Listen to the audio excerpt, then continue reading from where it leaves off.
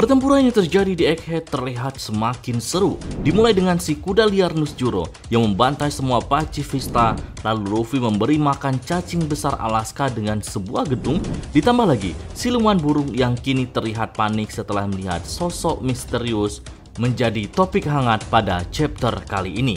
Oke, tanpa berlama-lama lagi, mari kita ulas keseruan apa saja yang tersaji pada One Piece chapter 1112.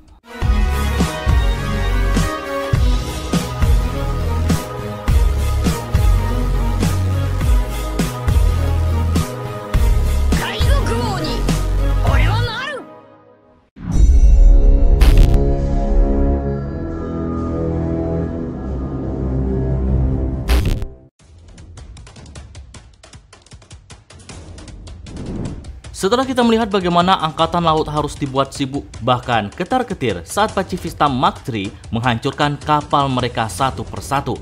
Karena bisa dibilang pacifista ini memiliki kekuatan dan pertahanan yang baik. Namun semua itu berbeda di mata Nusjuro, yang mana pacifista mampu ditumbangkan hanya dengan sekali tebasan saja, bahkan dalam waktu yang begitu singkat. Semua pacifista telah dilumpuhkan. Yang menjadi pertanyaannya, apakah perisai pelindung yang dianggap sangat kuat mampu dihancurkan juga oleh Nusjuro, atau karena kecepatan gerakan si kuda liar membuat pacifista belum siap menggunakan perisai untuk menangkis serangannya? Kami rasa keduanya cukup masuk akal. Nah, kini angkatan laut mulai lega karena ancaman dari pacifista telah hilang. Dan saat ini mereka mulai kembali menembaki Pulau Egghead menggunakan Buster Call. Setelah mendapat perintah langsung dari Dory dan juga Brogy untuk mundur, maka para raksasa kini menuju ke kapal-kapal mereka dan bersiap untuk berlayar. Namun, angkatan laut tidak akan tinggal diam dan akan menembaki kapal para bajak laut raksasa ini. Situasi yang buruk juga terjadi di bagian timur laut pesisir Pulau Egghead. Para raksasa yang membawa Bonnie dan juga lainnya harus dibuat repot oleh para sebagian laksamana muda yang masih menginginkan kematian Bonnie. Tapi Bonnie maupun Franky dengan kekuatannya masing-masing masih bisa menyelesaikan masalah itu. Namun sayangnya masalah yang lebih besar baru saja muncul, yaitu kemunculan si kuda liar yang baru saja menumbangkan para raksasa yang membawa mereka. Nah, lantas apakah Bonnie dan Franky mampu melawan Nusjuro yang memiliki keahlian berpedang dan kecepatan dalam bertarung? Tentu ini akan menjadi pertarungan yang sulit bagi Bonnie maupun Franky.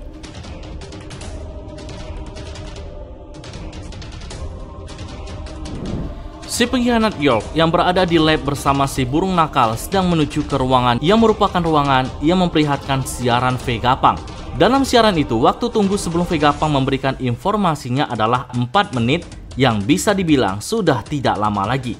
Maka Mars yang menganggap jika itu merupakan sumber sinyalnya, ia langsung menghancurkan tempat ini. Namun yang terjadi saat ini, siaran Vegapunk masih terus berlangsung. York meminta Mars untuk berhenti karena rupanya York baru menyadari jika sumber sinyal tersebut tidak di ruangan ini. Jika Mars menghancurkan seluruh lab, maka akan ada ledakan besar yang tak hanya lab saja yang hancur, melainkan Punk Record juga akan hancur.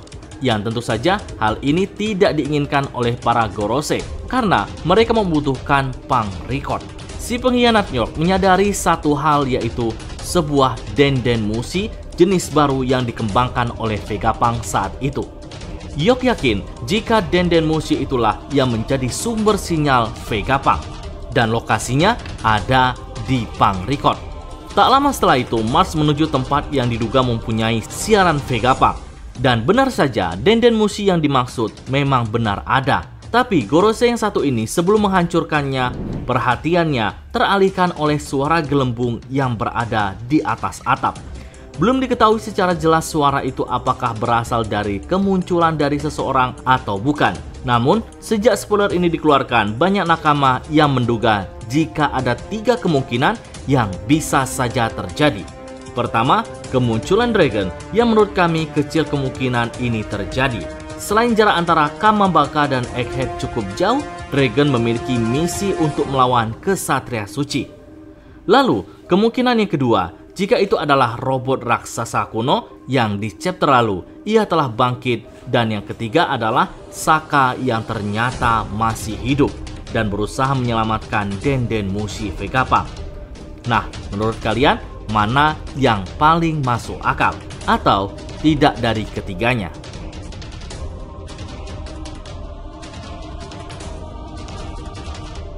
Di chapter ini akhirnya diperlihatkan kondisi Kaku yang masih terkurung di dalam gelembung. Di sana juga ada Stussy yang terlihat santai. Kaku mengira jika Stussy ditinggal oleh kru topi jerami dan Vegapunk.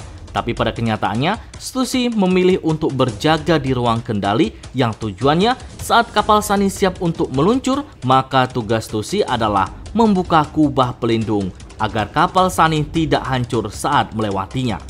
Di sisi lain, Nami dan Robin terlihat ragu jika kapal Sunny mampu terbang sampai ke laut, yang ada akan jatuh ke tanah tanpa dibantu oleh Vega Force 01. Namun Edison berusaha meyakinkan mereka. Saat ini Usopp telah selesai mengisi Kola sebagai tenaga kapal Sunny untuk meluncur. Mereka hanya tinggal menunggu Zoro dan juga Jinbe lagi. Namun sayangnya, tak lama itu Saturnus dalam wujud laba-labanya mulai merangkak naik ke arah kapal Sunny. Dan besar kemungkinan pertempuran juga akan terjadi di sini.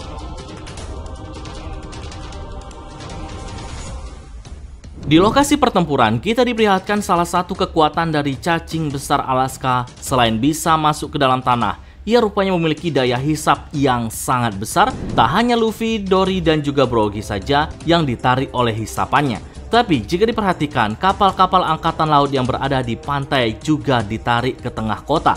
Hal ini menandakan jika kekuatan cacing besar Alaska ini tidak main-main.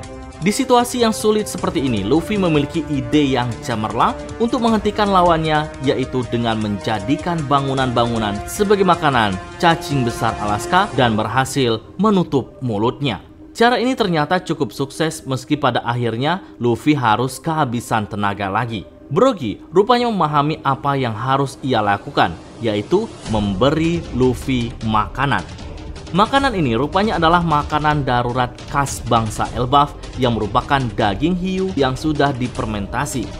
Jangan salah, meski rasanya menurut Luffy sangat menjijikkan, tetapi memiliki gizi yang sangat banyak yang membuat Luffy langsung segar bugar lagi. Entah ada berapa banyak stok makanan ini yang dimiliki oleh Dory dan juga Brogy. Jika masih banyak, Luffy tidak perlu khawatir jika tenaganya habis lagi. Nah, selesai urusan dengan cacing besar Alaska. Kini giliran si babi ngepet yang mencoba menyeruduk Luffy dan raksasa. Tapi spontan Luffy mengeluarkan kemampuan Gear 3, tapi jurus ini malah membuat Luffy kesakitan. Karena kulit si babi ngepet ini terlihat sangat keras. Namun ceritanya akan berbeda lagi saat Luffy berubah ke dalam wujud Nika nantinya. Kami yakin ini bukan masalah yang besar baginya. Oke, sekian dulu pembahasan kali ini. Nantikan pembahasan menarik lainnya pada video selanjutnya.